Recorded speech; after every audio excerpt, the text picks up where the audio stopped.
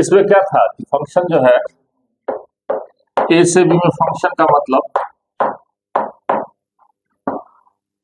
यदि ए से बी में फंक्शन का मतलब यह था कि एक रूल जो ए के प्रत्येक एलिमेंट को बी के यूनिक एलिमेंट से रिलेट करे, यही था ना। एक रूल जो एक के प्रत्येक सेट ए के प्रत्येक एलिमेंट को बी के यूनिक एलिमेंट के साथ एसोसिएट करे, उस रूल को हम लोग फंक्शन बोलते हैं। और यदि x belongs to A, x A का एलिमेंट y के b के y एलिमेंट से जुड़ा हो तो y इक्वल टू fx लिखते हैं। पढ़े हुए थे, याद है ये सब। x को क्या बोलते हैं, y का प्री इमेज, और y को x का इमेज। अब यहां कंडीशन था कि, कंडीशन याद करिए, कंडीशन ये था कि a का एवरी एलिमेंट,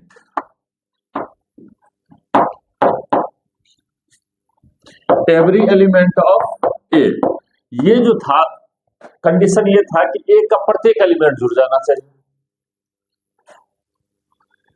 लेकिन बी के लिए कोई कंडीशन ऐसा नहीं था, बी के कुछ एलिमेंट्स बच सकते हैं ना।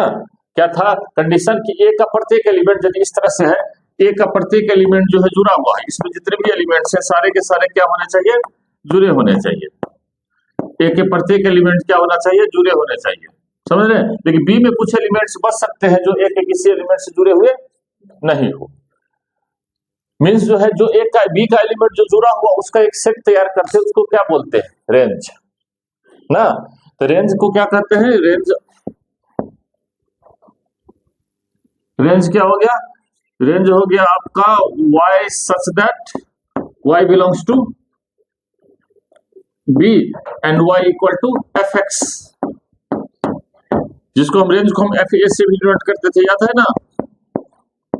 चलिए, तो मींस क्या हो गया कि कंडीशन हमारे पास निकल रहा था, कंडीशन ये था यदि a से b में फंक्शन है तो a से b में फंक्शन f जो है a से b में फंक्शन है, तो a को क्या कहते हैं, डोमेन, और b को कोडोमेन। a को डोमेन बोलते हैं और b को कोडोमेन बोलते हैं। और रेंज को हम fa से डिनोट करते थे। तो दो केस हो जाएगा, यदि सारे b के सारे एलिमेंट जुड़ जाएंगे, यानी b में कोई ऐसा एलिमेंट एक्स्ट्रा नहीं बचे, तो उस केस में रेंज और कोडोमेन क्या हो जाएगा, बराबर हो जाएगा ना। और ऐसा भी हो सकता है कि b में कुछ एक्स्ट्रा एलिमेंट्स बच जाए जिसका कोई भी प्री इमेज ना हो। गौर करिए, हमारे पास जो है पहला सेट के सारे एलिमेंट्स तो जुड़ेंगे, फर्स्ट सेट के सारे एलिमेंट कनेक्ट होंगे ही, लेकिन सेकंड सेट में के साथ क्या है, ये सारे एलिमेंट कनेक्ट हो भी सकते हैं, कुछ एलिमेंट बच भी सकते हैं। यदि सारे एलिमेंट कनेक्ट हो गए तो रेंज और कोडोमेन बराबर हो जाएगा, यानी बी के सारे एलिमेंट का प्री इमेज मिल जाता है। समझिए गौर से, बी के प्रत्येक एलिमेंट का प्री इमेज ए में होता है, तो रेंज और कोडोमेन बराबर हो जाता है, क्योंकि तब उसके बाद कोई भी एलिमेंट नहीं बचता है, तो रेंज निकालेंगे तो सारे के सारे एलिमेंट आ जाएंगे, यानी पूरा सेट बी आ जाएगा, रेंज कोडोमेन बराबर हो जाएगा। लेकिन ऐसा भी हो सकता है बी में कुछ ऐसे एलिमेंट्स बचे जिसके प्री इमेज ए में न हो सकता है ऐसा, बी में कुछ ऐसे एलिमेंट्स बचे जिसके प्री इमेज ए में ना हो। फिर से याद करिए फंक्शन के डेफिनेशन को, ए के प्रत्येक एलिमेंट का इमेज मिलना चाहिए, ये तो नेसेसरी कंडीशन है। ए के प्रत्येक एलिमेंट का इमेज बी में मिलना चाहिए, लेकिन बी के प्रत्येक एलिमेंट का इमेज ए में मिले ऐसा कोई जरूरी नहीं है। बी के प्रत्येक एलिमेंट का इमेज मिले ऐसा कोई जरूरी नहीं है। बी के कुछ एलिमेंट ऐसे बच सकते हैं जिसका ए में कोई प्री इमेज ना हो। चलिए एग्जांपल देखते हैं, एग्जांपल से ज्यादा समझ में आएगा। एक फंक्शन ले लेते हैं हम 1 2 3 4 से 2 3 4 5 और fx इक्वल्स दे देते हैं x प्लस 1। तो बताइए क्या बनेगा, 1 2 3 4 हो गया और 2 3 4 5 हो गया, 1 2 से जुड़ गया, 2 3 से जुड़ गया, 3 4 से जुड़ गया, 4 5 से जुड़ गया, ये फंक्शन हो गया आपका। ठीक, और एक दूसरा एग्जांपल ले लेते हैं, f जो है 1 2 3 4 से कहा 1 2 3 4 5 6 7 8 और fx इक्वल्स देते हैं x प्लस 2। ठीक है, और इसको जोड़ते हैं 1 2 3 4 1 2 3 4 5 6 7 8 x प्लस 2 है तो x1 रखेंगे तो y3 1 3 से जुड़ा 2 4 से जुड़ा 3 5 से जुड़ा और 4 6 से जुड़ा। अब गौर करिए दोनों फंक्शन के डेफिनेशन को सेटिस्फाई कर रहा है। ए के प्रत्येक एलिमेंट जुड़े हुए हैं, इसमें भी ए के प्रत्येक एलिमेंट जुड़े हुए हैं, ए के एक एलिमेंट बी के एक ही एलिमेंट से जुड़े हुए हैं। ये कंडीशन जो फंक्शन का जो डेफिनेशन है every element of A should be related to unique element of B, इस कंडीशन को सेटिस्फाई कर रहा है। अब यहां देखिए इस जगह पर देख रहे हैं कि बी के प्रत्येक एलिमेंट का प्री इमेज ए में मिल रहा है। इसमें देख रहे हैं बी के कुछ एलिमेंट्स ऐसे हैं जैसे 1 2 और 6 7 8 1 2 और 7 8 के प्री इमेज नहीं। तो कंडीशन क्या था, बी में कुछ एलिमेंट बच सकता है जिसका प्री इमेज ना मिले, लेकिन ए में नहीं बचना चाहिए, कंडीशन यही था। तो बी में दो बातें हो सकती है, या तो बी का प्रत्येक एलिमेंट का प्री इमेज मिले या बी के प्रत्येक एलिमेंट का प्री इमेज नहीं मिले। कुछ एलिमेंट्स ऐसे बचे हो जिसके प्री इमेज ए में नहीं हो। अब इस केस में रेंज निकाल के देखिए, यदि इस केस में हम रेंज निकालते हैं, फर्स्ट केस में रेंज निकालते हैं तो रेंज कितना हो जाएगा, इसको हम f1 मान लेते हैं, इसको f मान लीजिए, इसको g मान लीजिए, ठीक है।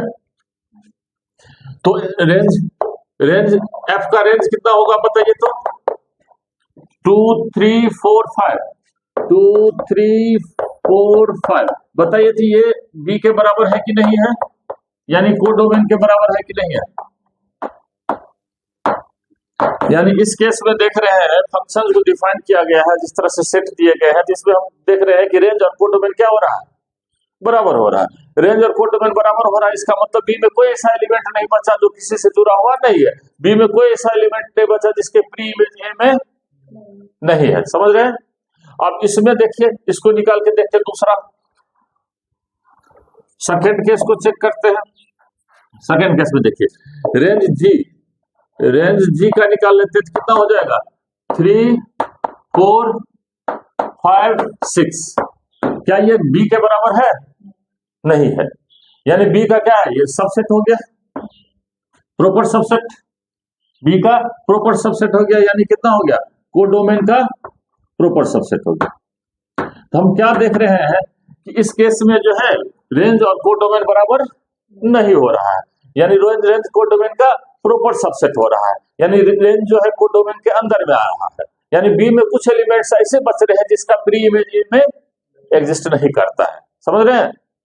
तो दो तरह की बातें हो गई, यदि बी में कुछ एलिमेंट बच गया तो रेंज कोडोमेन का प्रॉपर सबसेट हो जाएगा। अब बी में कुछ एलिमेंट नहीं बचा तो रेंज कोडोमेन के बराबर हो जाएगा।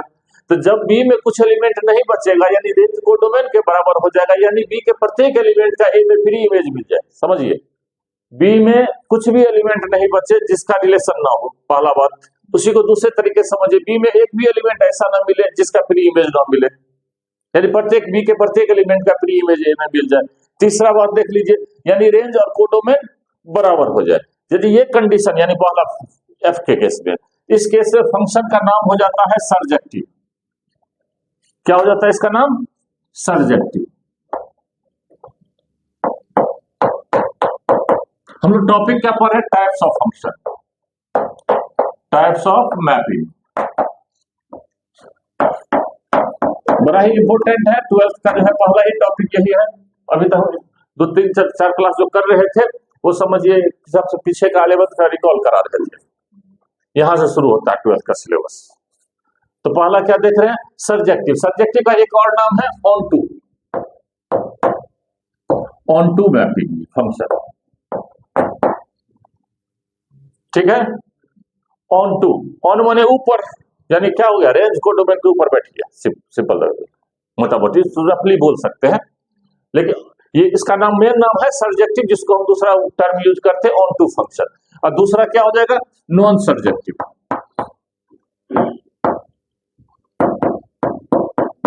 या इनटू,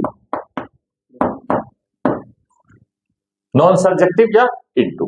समझ में आ गया ये फंक्शन का टाइप। दो डेफिनेशन बाद में लिखाएंगे, पहले आज समझ लीजिए बढ़िया से, ठीक है। तो हम क्या देख रहे हैं, ए से बी में एक फंक्शन इस तरह से हो कि बी के प्रत्येक एलिमेंट का ए में प्री इमेज मिल जाए।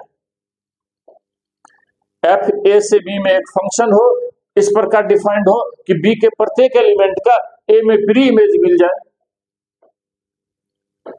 तो एफ को सर्जेक्टिव मैपिंग कहेंगे, यानी सर्जेक्टिव फंक्शन या ऑन टू फंक्शन कहेंगे। ठीक है, कंफ्यूज कर गए? कह रहे हैं कि एक फंक्शन एफ ए से बी में इस प्रकार डिफाइंड हो कि बी के प्रत्येक एलिमेंट ए के किसी न किसी एलिमेंट का इमेज हो। कई तरीके से बोल सकते हैं, बी का प्रत्येक एलिमेंट ए के किसी न किसी एलिमेंट का इमेज हो, पहला केस इस तरह से बोल सकते। दूसरा, बी के प्रत्येक एलिमेंट का ए में प्री इमेज मिल जाए, दूसरे तरीके से बोल सकते हैं। तीसरा बोल सकते हैं कि फंक्शन का रेंज और कोडोमेन बराबर हो जाए। यदि ऐसा होता है तो फंक्शन का नाम हो गया सर्जेक्टिव फंक्शन। और यदि बी में कुछ एलिमेंट बच जाते हैं जो ए के किसी भी एलिमेंट का इमेज ना हो, यानी बी में ऐसे एलिमेंट मिल जाते हैं जिसका प्री इमेज ए में ना हो या रेंज कोडोमेन के बराबर नहीं होता है, तो उस केस में फंक्शन का नाम हो जाता है इनटू फंक्शन, यानी नॉन सर्जेक्टिव फंक्शन। याद रहेगा, ये कंडीशन है, तो इसको हटा दें।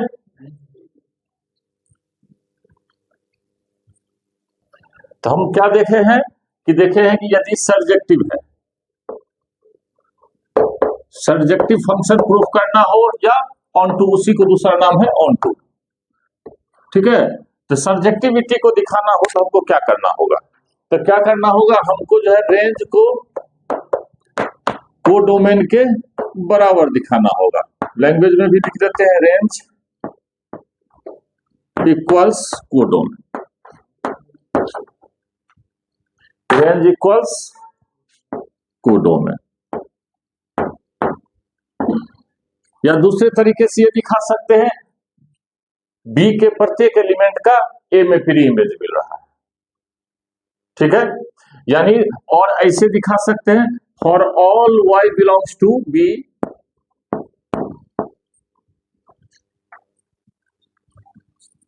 ऐसे दिखाना होगा। दूसरे तरीके से हमेशा रेंज इस तरीके से भी दिखाते, for every y belongs to B there exist x belongs to A, x belongs to A such that y equal to fx।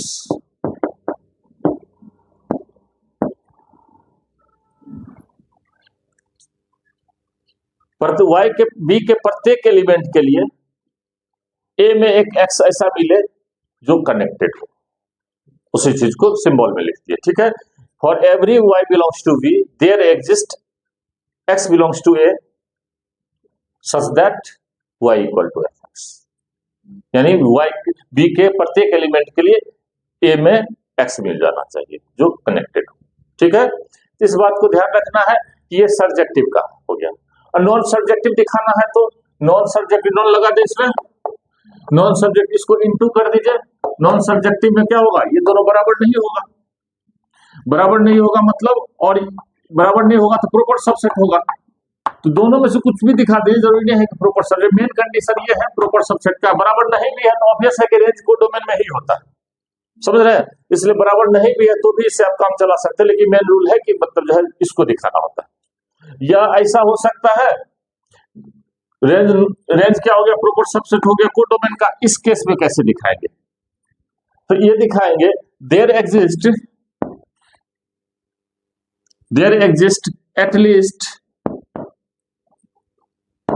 at least one y belongs to V which is not an image of any element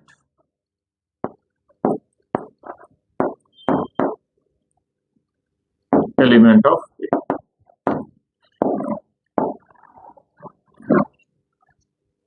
यानी B में कम से कम एक element ऐसा मिल जाए जो ए के किसी भी एलिमेंट का इमेज नहीं है, समझ रहे हैं? बी में कम से कम एक ऐसा एलिमेंट मिल जाए जो ए के किसी भी एलिमेंट का इमेज नहीं है, तो इसको हम लोग क्या कहेंगे, नॉन सर्जेक्टिव। समझ में आ गया? चलिए, तो चलिए हम पहले कुछ क्वेश्चन से डिस्कस करते हैं।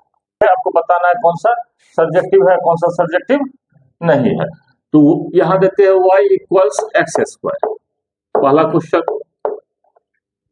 दूसरा क्वेश्चन देते हैं f जो है ये भी r से r में ही ले लेते हैं, y इक्वल्स एक्स प्लस 1।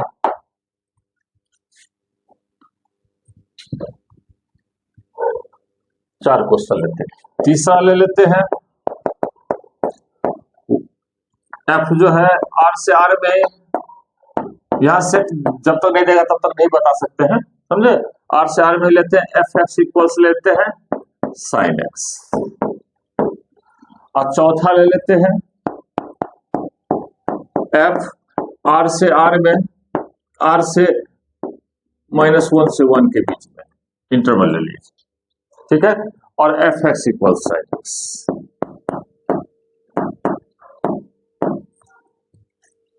चलिए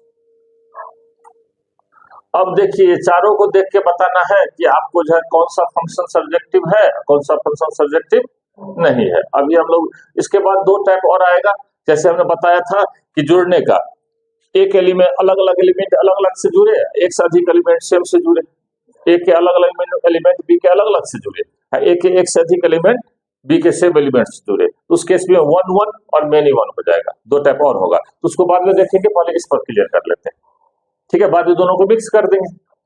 तो ये देखिए y equal to x square. अब ये बात बताओ, आप y equal to x square, तो यदि आप जो है इस फंक्शन का रेंज निकालोगे तो क्या होगा?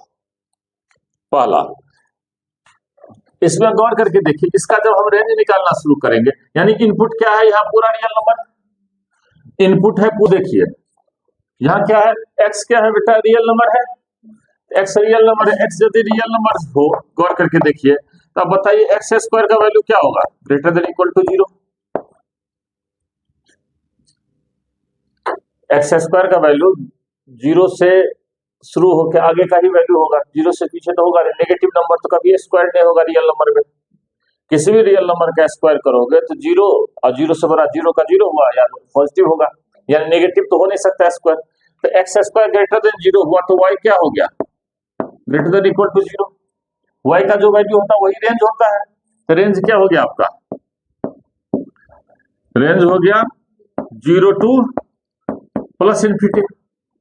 यानी इसको वैसे भी दिखा सकते हैं, y such that y belongs to r and y is greater than equal to 0 हुआ। तो बताइए, जबकि आपका क्या निकला, रेंज क्या निकला, नंबर लाइन पर देख लीजिए, ये 0 है आपका, तो 0 से लेकर आगे का सारे वैल्यूज आ गए, ये पीछे वाला वैल्यू तो बच गया ना। जबकि कोडोमेन क्या है, माइनस इन्फिनिटी से प्लस इन्फिनिटी तक, तो माइनस इन्फिनिटी से प्लस इन्फिनिटी तक में इससे आगे का वैल्यू तो कनेक्टेड हो गया, लेकिन पीछे का वैल्यू कनेक्टेड हुआ नहीं हुआ।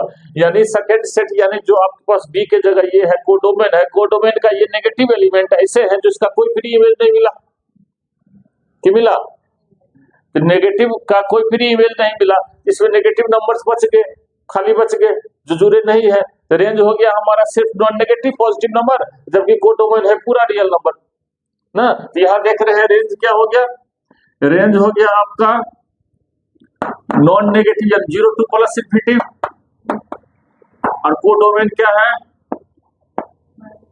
Minus infinity two plus infinity. तो बताइए रेंज कोडोमेन का प्रॉपर सबसेट हुआ या नहीं हुआ, हुआ ना रे, प्रॉपर सबसेट, रेंज कोडोमेन का प्रॉपर सबसेट हो गया। यानी रेंज कोडोमेन बराबर है नहीं ना, है रेंज कोडोमेन बराबर नहीं हुआ, तो रेंज कोडोमेन का क्या हो गया, प्रॉपर सबसेट हो गया। यहां देख रहे हैं range proper subset of codomain, therefore ये F is non subject.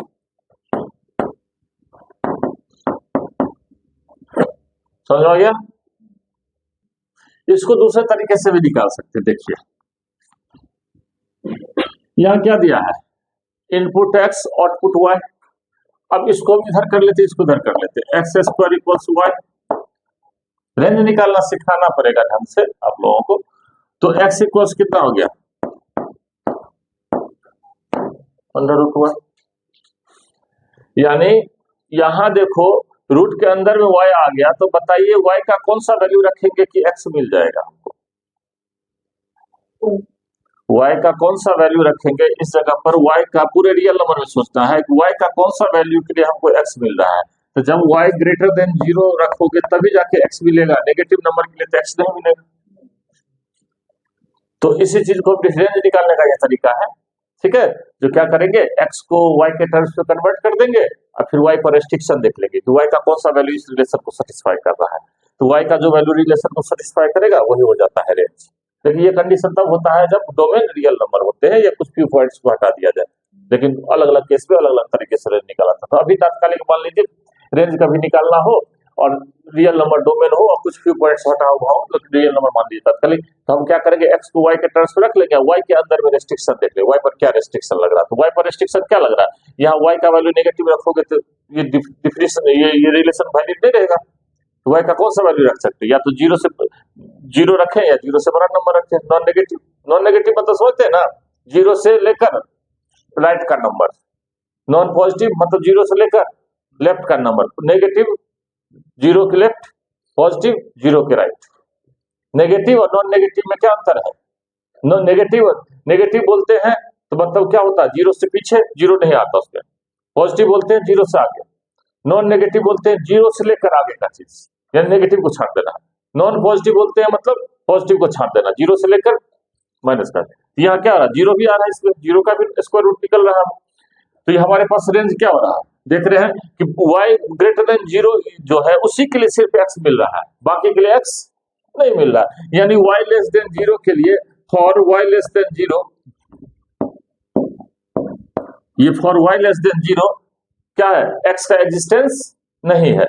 Negative number यानी इस रेंज के कोडोमेन के नेगेटिव नंबर का कोई प्री इमेज नहीं मिल रहा है, इसलिए फंक्शन क्या हो गया, नॉन सर्जेक्टिव। ठीक है, चलिए दूसरा भी देख लेते हैं।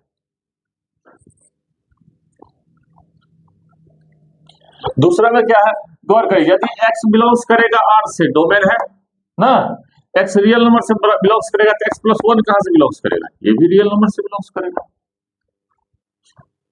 ना। यानी y कहां से बिलोंग्स किया, रियल नंबर से, तो रेंज क्या हो गया, रियल नंबर हो गया। अब गौर करके देख, दूसरे तरीका से देख लीजिए, y equal to x plus 1 है तो x इक्वल्स कितना, y माइनस 1। अब बताइए यहाँ कौन सा रेस्ट्रिक्ट, y का कौन सा वैल्यू रखोगे कि x नहीं मिलेगा, सारे वैल्यू पे मिल जाएगा। x की जगह कुछ और रखो, y की जगह कुछ भी रखो, x मिल जाएगा। कोई भी रियल नंबर y की जगह रखेंगे, रेस्ट्रिक्शन क्या होगा, डिनोमिनेटर में आ गया तो जीरो नहीं होना चाहिए, रूट में आ गया तो नेगेटिव नहीं होना चाहिए, यही सब रेस्ट्रिक्शन है ना। बाकी स्टैंडर्ड फंक्शन का अलग अलग रेस्ट्रिक्शन होगा, लेकिन जनरल ऑब्जेक्टिव पे आ जाइए तो आप जीरो से भाग नहीं दे सकते हैं। तो डिनोमिनेटर में आ गया तो ऑब्वियस है कि क्या हो जाएगा कि ये जो है डिनोमिनेटर में आ गया तो जीरो नहीं होना चाहिए, स्क्वायर रूट के अंदर में आ गया तो नेगेटिव नहीं होना चाहिए। लेकिन यहाँ ऐसा कोई बात नहीं है, y का कुछ भी रखिएगा तो x निकल ही जाएगा। तो प्रत्येक y का x मिल रहा है, तो प्रत्येक y का x मिल रहा है तो क्या बन जाएगा, ये सर्जेक्टिव। तो प्रत्येक y का x मिल रहा है तो प्रत्येक y का x मिल रहा है, यानी रेंज क्या हो रहा है, रेंज पूरा रियल नंबर हो रहा है। रेंज क्या हो रहा है, पूरा रियल नंबर। अब कोडोमेन कितना है, कोडोमेन रियल नंबर है, रेंज और कोडोमेन बराबर हो गया, यानी क्या हो गया, बी में ऐसा एक भी एलिमेंट नहीं बचा जिसके कोई प्री इमेज ना हो, इसलिए फंक्शन कौन सा हो गया, सर्जेक्टिव। तो एफ इज सर्जेक्टिव।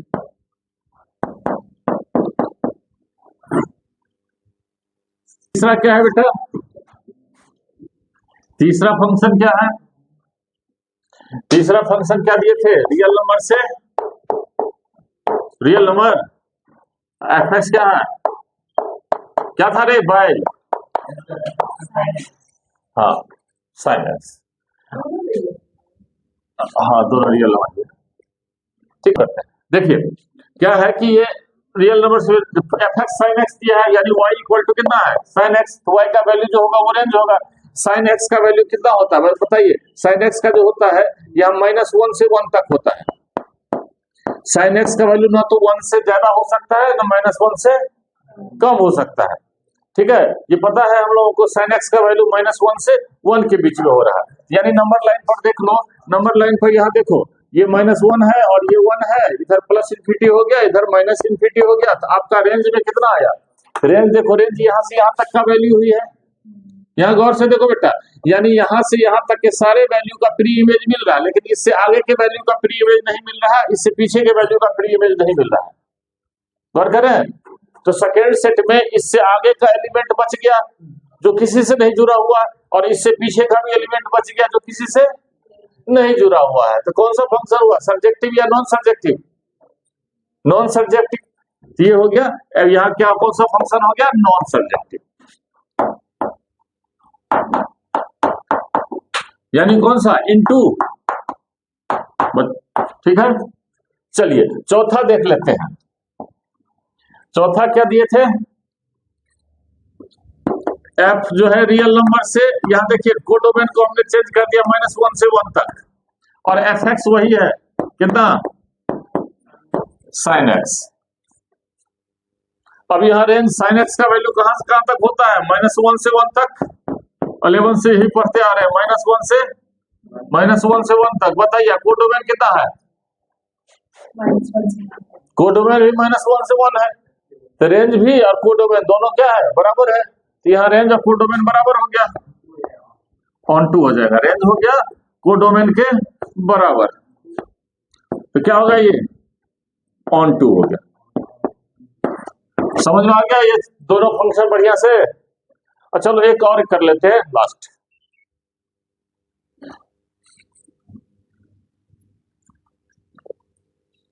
देखो एफ ले लेता हूं real number to, real number, ठीक है, real number to f x, real number to